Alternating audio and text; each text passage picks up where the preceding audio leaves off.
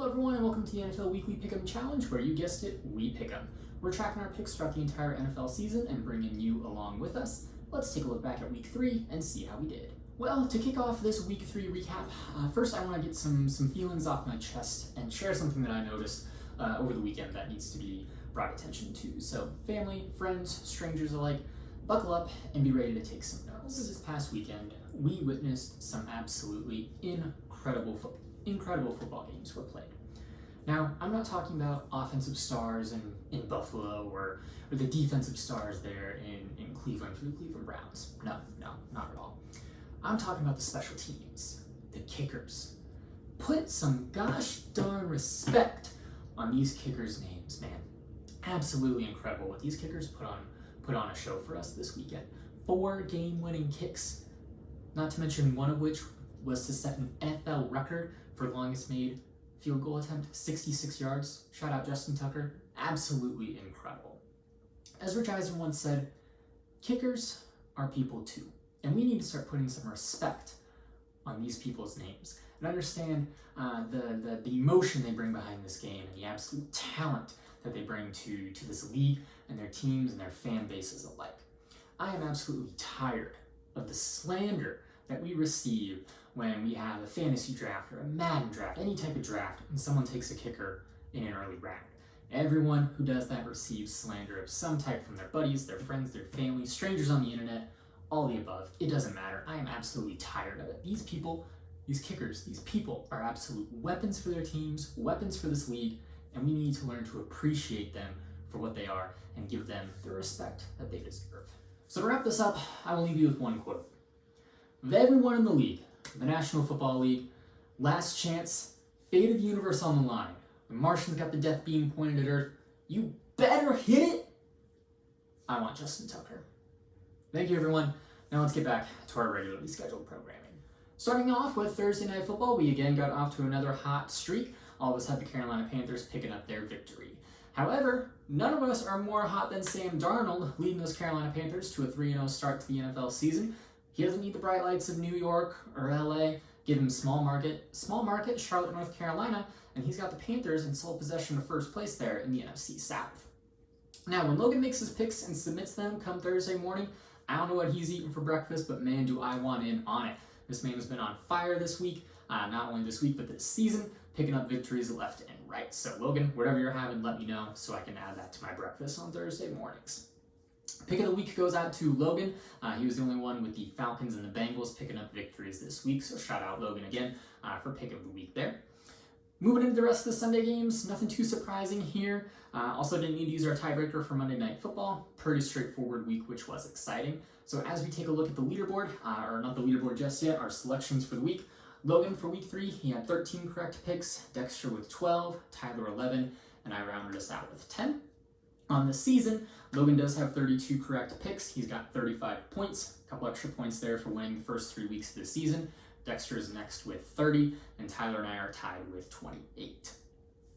Now we see where we stand within our selections. Let's take a look around the league and see where some teams are at. We've got 5 winners, 5 losers, and 11 teams that are really struggling to find their identity right now.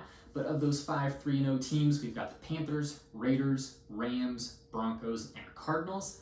On the flip side, we got some losers, 0-3, Lions, Colts, Jaguars, Giants, and the Jets. And we've got 11 teams sitting at 2-1, I think really trying to find their identity as we go into week 4.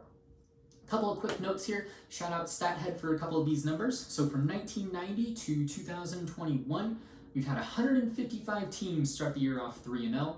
Average finish of those teams was 11-5, with 116 making the playoffs and 15 winning the Super Bowl. On the flip side, 152 teams have started 0-3. Average finish there is 5-11, with 4 making the playoffs, but unfortunately no Super Bowl victories if you started off 0-3. And again, teams trying to find their identity here at 2-1. 323 teams have started off 2-1. Average finish looking about 9-7. 174 making the playoffs, and don't get your hopes up just yet, but 12 2-1 teams have won the Super Bowl. So again, games, Super Bowls, championships aren't always won in September going into October. Gotta wait for February, but don't panic just yet if your team is sitting there at 2-1. A lot of football left in this season.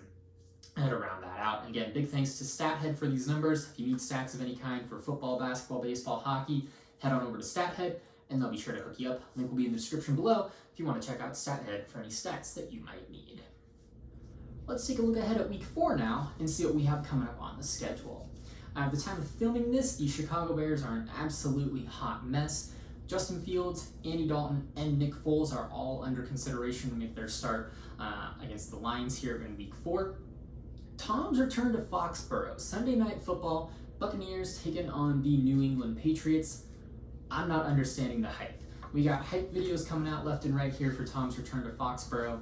Everyone seems to be hyping up the game, and I just don't really get it, not sure why.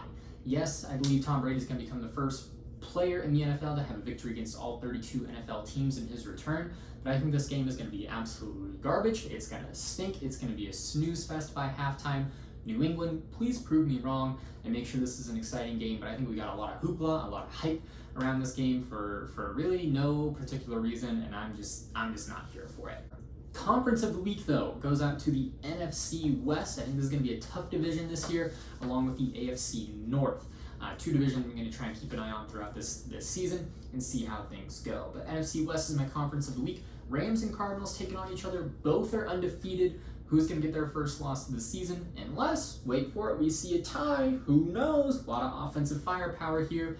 However, I am a little concerned. Cardinals, 3rd road game of the season. Are they going to be a little fatigued? Are they going to be a little bit tired? Who knows? We'll have to see. Going coast to coast. Week 1, they were in Jacksonville, I believe. No, they were in Tennessee. Tennessee Day, week 1. They came back to Arizona week 2. Week 3, we went out to Jacksonville. Now we're going to LA. That's a lot of jet lag.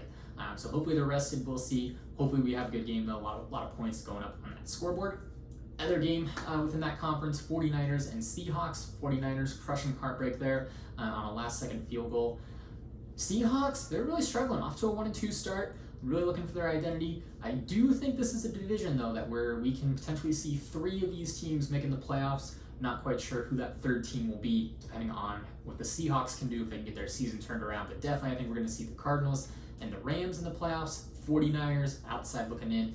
They can continue to stay healthy and put some points on the scoreboard. So that's my conference of the week. NFC West, Rams, Cardinals, 49ers, Seahawks, all playing each other. Should be a good week there within the NFC. All right, everyone, that's a wrap on the Week 3 recap of the NFL Weekly Pick'em Challenge. We'll be back next week with Week 4 highlights and previewing Week 5. Thank you so much for joining us, and we'll catch you next time.